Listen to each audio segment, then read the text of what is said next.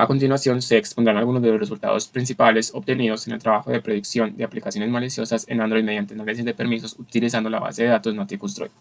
Inicialmente, para contextualizar, Nauticus Droid es una base de datos que está compuesta con permisos que requieren las aplicaciones, donde cada permiso contiene un valor de 1 o 0, 1 cuando la aplicación requiere de su uso o 0 en caso de que no sea así. El objetivo entonces es determinar un modelo de aprendizaje supervisado que sea capaz de garantizar la mayor precisión a la hora de diferenciar y detectar aplicaciones benignas y maliciosas. Consiste en un modelo de aprendizaje supervisado ya que contamos con las etiquetas que determinan si el comportamiento es benigno o malicioso y la base de datos contiene alrededor de 29.000 muestras, con datos balanceados entre cada una de las dos clases. En trabajos previos ya se han realizado diferentes procesos sobre esta base de datos y se han entrenado modelos como KNN, máquinas de soporte vectorial, paramétricos y métodos de ensamblaje de árboles, siendo estos últimos los que han mostrado una mejor capacidad predictiva, en donde no se requiere balanceo ni normalización de datos. No se requiere normalización ya que todos los registros son básicamente unos y ceros, entonces no hay necesidad de estandarización. Como dato curioso, en la base de datos inicialmente los autores contaban con alrededor de 7.000 permisos distintos. Sin embargo, en la publicación oficial, después de un proceso de filtrado y limpieza, contiene 83 permisos resultantes. Una vez aplicada la reducción de dimensión, se entrenaron y se testearon los mejores modelos con respecto a su comportamiento en nuestra primera etapa, que consistía en el entrenamiento y el testeo de los modelos con todo el dataset completo. En este caso vamos a ver el comportamiento del modelo de ensamble después de aplicar PCA. Como podemos ver, este modelo se comporta de forma adecuada, puesto que a medida que aumenta su complejidad no se determina un sobreajuste claro debido a que los valores tanto de testeo como de entrenamiento son bastante parecidos. Y esto lo reafirmamos cuando seleccionamos el mejor modelo en este comportamiento con respecto a su entrenamiento en el proceso de validación cruzada. Vemos que a medida que corre cada uno de los 5 folds, vemos cómo los valores se mantienen juntos y no se separan entre sí, garantizando que no hay sobreajuste sobre los modelos seleccionados. Vemos que este modelo es con 40 componentes de PCA, una profundidad de 7 y tenemos 50 estimadores. Y obtenemos también una muy buena respuesta a la hora de hacer el testeo. Aquí tenemos la reducción de dimensión y evaluamos el comportamiento de las redes neuronales artificiales después de aplicar PCA. Como podemos ver, el comportamiento es parecido a lo que se tenía inicialmente con el dataset completo. Por supuesto que esta vez tenemos una reducción de dimensión. Podemos ver que el mejor modelo seleccionado nos da dentro de sus respectivos fold en su validación cruzada un comportamiento cercano entre el testeo y la validación y el entrenamiento, garantizando que no hay sobreajuste sobre el modelo. Tenemos que el mejor fue con función de actividad ReLU en cada una de sus capas internas. Vemos que 128 neuronas en su capa interna escondida, 64 y 32 sobre su capa antes de la última, y tenemos 40 componentes de PCA. Vemos que los componentes de PCA son relevantes cuando tenemos un valor de 40. Ningún modelo quedó con buenos resultados con 20 componentes de PCA. Aquí vemos la reducción de dimensión por selección de características que se hizo con la correlación entre las variables, como se explicó anteriormente. Aquí lo que vemos es el comportamiento del modelo de ensamble después de aplicar selección de características. Como se puede ver, pareciera que cuando se aumenta la complejidad para un futuro sí puede haber un sobreajuste. Claro que con el mejor modelo seleccionado para esta etapa, también se obtuvo un buen comportamiento en los fold en su etapa de validación cruzada, obteniendo un buen resultado y garantizando que no hay sobreajuste sobre este modelo tampoco. Aquí tenemos la reducción de dimensión y evaluamos el comportamiento MLP después de selección de características. Se debe recordar que quedamos con 64 características después de aplicar las etapas univariadas y multivariadas para evaluación de variables. Como se puede ver, también tenemos un comportamiento bastante bueno. Su testeo con entrenamiento se comportan de forma similar y no tenemos sobreajuste para aumentando la complejidad del modelo, y eso lo garantizamos cuando seleccionamos el mejor modelo que se comportó aquí en el testeo. Vemos cómo para sus etapas de validación cruzada también son comportamientos parecidos entre las diferentes curvas, garantizando que no hay sobreajuste. Tenemos que los hiperparámetros para este modelo son función de actividad tangente hiperbólica y las capas escondidas son de 64, 32 y 16 neuronas respectivamente.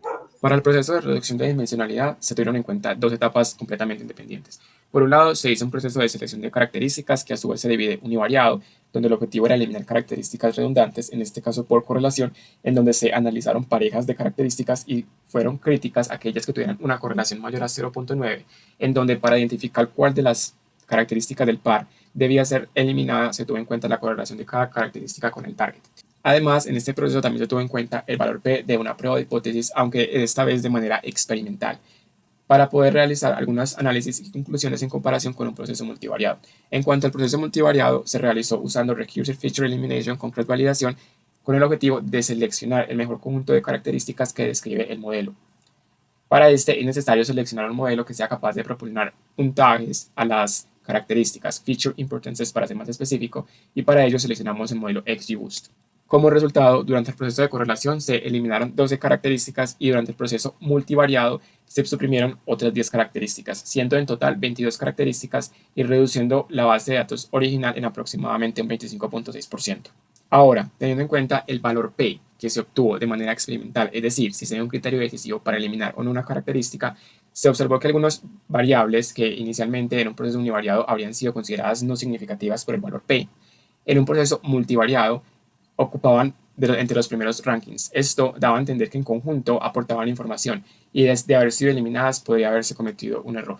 Ahora, el proceso de extracción de características se realizó utilizando PCA o análisis de componentes principales, en donde se partió del conjunto original de características y se realizó una gráfica de varianza acumulada, en donde identificamos por un lado el codo, es decir, donde se da el mayor cambio significativo de la varianza, que es alrededor de las 20 características, y además decidimos considerar otro punto importante donde se conserva el 95% de la varianza, alrededor de las 40 características. Ahora vamos a hablar del entrenamiento y evaluación de los modelos. Como podemos ver, fueron 5 los modelos que se entrenaron para este trabajo. Se entrenó MLP, que es redes neuronales artificiales desde la librería de scikit-learn. Se entrenó XGBoost, que es un modelo de ensamble. Se entrenó una regresión logística, máquinas de vectores de soporte y KNN. En la gráfica lo que vemos es el comportamiento de entrenamiento como de testeo para cada una de las posibles combinaciones de las variaciones de sus hiperparámetros. Vemos diferentes capas internas con sus respectivas neuronas, como variando estas vemos cada uno su comportamiento. Esto se hace con el fin de evaluar el mejor modelo entre sus hiperparámetros. También se hizo para cada uno de los valores o cada uno de los modelos utilizados. Vemos que los valores de entrenamiento y de testeo son gráficas que se comportan igual. Esto nos da un buen indicio de que no hay sobreajustes o aumentándole o disminuyéndole la complejidad del modelo. Y hay una particularidad para el modelo de XGBoost que vemos más claramente cómo sobre un futuro, si aumentamos la complejidad del modelo, también aumenta la separación entre el testeo y el entrenamiento, dándonos indicios de que puede haber sobreajustes si aumentamos la complejidad en un futuro. Lo que vemos aquí es el entrenamiento y el testeo para cada uno de los folds sobre la validación cruzada que se hizo. Como podemos ver, para cada fold el comportamiento también es parecido, tanto para entrenamiento como para testeo, garantizando que no hay sobreajuste sobre el mejor modelo seleccionado por los candidatos globales de cada uno de los modelos como tal. Aquí lo que tenemos es el comportamiento total de todos los modelos con su mejor candidato. Vemos que los mejores candidatos para logística y regresión fue 0.96, el mejor candidato de KNN 0.96, 0.9668 para máquinas vectores de soporte, y el mejor modelo entre estos fue el XGBoost, que tuvo una puntuación de 0.97, seguido del MLP, redes neuronales artificiales, que fue un puntaje de 0.97 con 12. Y vemos que en la curva ROC generalmente todos se comportaron bien. El que peor se comportó fue el KNN con un área bajo la curva de 0.98, y lo que nos dice esto es que tenemos modelos con alta especificidad y alta sensibilidad, ya que tenemos poquitos falsos positivos y poquitos falsos negativos. Quiere decir que nuestros modelos se están comportando de forma correcta, evaluando si es benigno o maligno cierta aplicación con respecto a los permisos que piden. En cuanto a los resultados obtenidos en el proceso de selección de características, tomando como métrica decisiva accuracy y métrica de soporte la curva ROC, el modelo XGBoost fue el más preciso para la predicción de los resultados, con una ligera diferencia en comparación con la red neuronal. Además, la curva ROC para ambos modelos fue bastante buena, lo que indica que tienen una buena capacidad discriminativa para diferenciar una clase de otra, lo cual es muy importante a la hora de determinar si una aplicación es malware o no. En cuanto a la evaluación del comportamiento después de PCA, para los dos mejores modelos seleccionados, nuevamente XGBoost gana para el valor de accuracy con una ligera diferencia en comparación con las redes neuronales. Y la curva ROC muestra un buen comportamiento a la hora de diferenciar verdaderos positivos de falsos positivos. Para concluir, podemos destacar ciertos aspectos. El modelo que mejor desempeño presentó, independientemente del proceso realizado, sea con el dataset original, sea con selección de características o con PCA, fue el método de ensamblaje XGBoost.